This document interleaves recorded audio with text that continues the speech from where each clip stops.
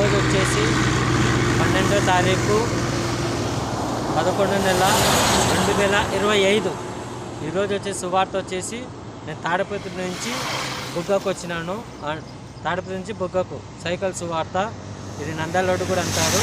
Walking ఈరోజు board ఏదంటే పాపం వలన వచ్చే జీతం మరణం, దేవుని కృపను మన ప్రభువు అయిన క్రీస్తు యేసుని నిత్య జీవం. అయితే మీతో కొన్ని మాటలు పంచుకోవాలని ఆశిస్తున్నాను. చాలామంది అంటున్నారు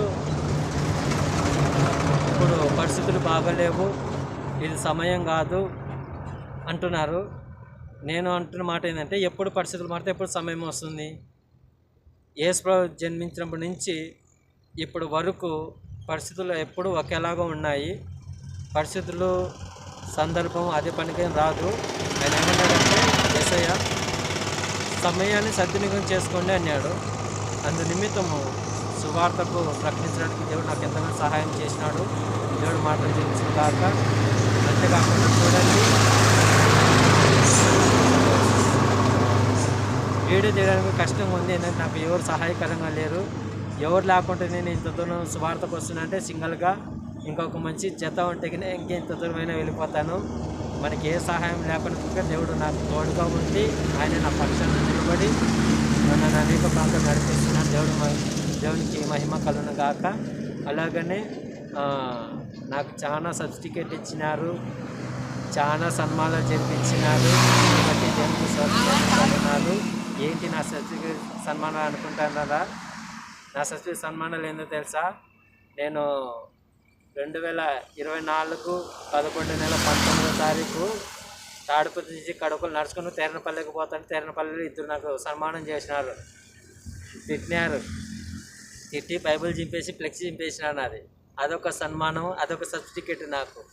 అంతేకాకుండా గుత్తి రోడ్లో ఒకసారి వేరే వ్యక్తి పోయేటోడు ఊరికే పోకుండా నిలబెట్టి ఫ్లెక్సీ చింపేసి నన్ను తిట్టి వాగ్దానం చేసినాడు. అదొక సన్మానం, అదొక సర్టిఫికేట్ నాకు. ఇంకో సన్మానం సర్టిఫికేట్ జరిగింది. కడప రోడ్లో 30 మంది కొట్టినారు.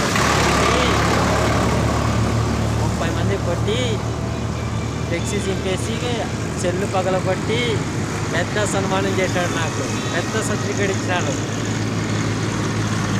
దానికి ఒక సువార్థునికి అసలైన సన్మానాలు సర్టిఫికేట్ అంటే ఇది కొట్టేది, తిట్టేది, ఆస్తి నష్టం చేసేది. గాంధీ ఘటకలో ఒక వ్యక్తి సన్మానం చేసినారు. తిరగద్దు, ఇక కొడతామన్నారు. ఎన్నో సన్మానాలు జరిగినాయి నాకు. ఎన్నో సర్టిఫికేట్ ఇచ్చాను దేవుడు లెక్కలేని అనేక ప్రజలు. అయితే చూడండి, దేవుడు నన్ను ఎంతగానో ఈ చోటకు సువార్తకు వెళ్తున్నా కూడా ఏ అపాయం జరుగుతుందని చేస్తాను. ఏ అపాయం జరగకుండా ఏమి జరిగినా ఏ విధము చేతనైనాను సువార్త ప్రకటించబడుతుంది అన్న సంతోషంలో అపొస్తలుడైన పౌలు. అలాగనే ప్రకటన గ్రంథంలో ఇదిగో నేను త్వరగా వస్తున్నాను, యవ్వానికి వాని క్రియలు చెప్పిన వాడు ప్రతిఫలము నేను ఇస్తాను అంటున్నాడు యేసయ్య. మానవుని బట్టి మనము దేవుని సువార్తలంగా కొనసాగాలి. అయితే సువార్తికుల కోసము సదా కాపాడుకునే విశ్వాసుల కోసం ప్రార్థించాలి, ప్రార్థన చేయాలి. అనేక రకంగా సువార్తకు వెళ్ళాలి. ఆయన నన్ను సురక్షితంగా వెళ్ళినట్టుగా ఇప్పుడైతే నేను తాడిపత్రి నుంచి బుగ్గకు వెళ్ళి రిటర్న్ వస్తున్నాను. వెనకలకు ఇంటికి వెళ్ళిపోతున్నాను. ఇప్పుడు సమయం వచ్చేసి 1:05 అయింది. ఇంకా నేను ఇప్పుడు ఇంటికి వెళ్ళాలి. ఇంటికి వెళ్ళడానికి ఎంత టైం పడుతుందో. అలాగే సువార్తతో ప్రార్థన చేయండి. అనేకమంది ఎన్నో సర్టిఫికేట్ ఇచ్చినారు. సేవకులు ఇంకా పెద్ద సర్టిఫికేట్ ఇచ్చినారు. అపరిస్థితులకున్న జాగ్రత్త అని మొదటి స్టార్టింగ్లోనే కొంతమంది నాకు సర్టిఫికేట్ ఇచ్చినారు, సన్మానం చేసినారు.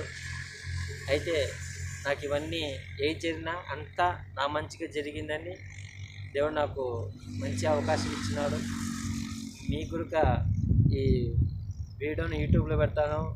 మీకు మీ మనసాక్షి ఒప్పుకుంటే ఒక లైక్ కొట్టండి. ఎందుకంటే ఇంకా అనేకులు తెలుస్తుంది. యూట్యూబ్లో కూడా ఎన్ని లైకులు వస్తే వాళ్ళు ఇంకా తిప్పుతారు వాక్యాన్ని, ఈ సువార్త పనిని.